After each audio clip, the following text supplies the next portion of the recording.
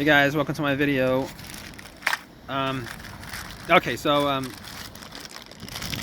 I guess this is probably going to be like, it's not going to be a review of slime as far as the slime tire repair kit goes. It's just going to be a video on like tire repair in general, self tire repair. Alright, so basically it seems kind of easy, but it's not. Alright, first of all, I mean, first couple of times around, I guess, you know, you're gonna want to try it out first couple of times around. But first of all, if you guys do this, you're gonna want to have this deflated.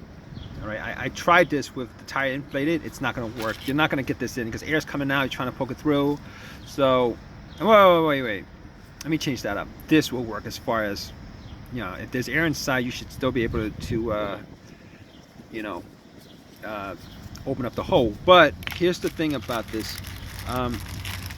Once you open it up and you're putting that rubber thing in, that's when you want this tire to be deflated when you do it, because if there's any air in there, it's already hard enough to push it in. It's not that easy, so you're gonna have to put everything into it. A lot of times you have to put everything into it to get it to go in with the rubber part in here. You know, with this tire, I had like a really hard time with that. Finally got it in, and I got this. It's outside, but not a big deal. I'm not gonna complain about that.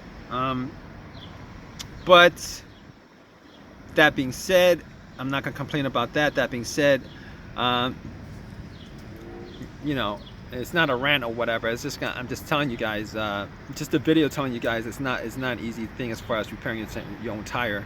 I mean, if you do it a lot, it might be a different story. But if you first start off doing it, especially if it's a big tire, it's not going to be that. It's not going to be fun or easy.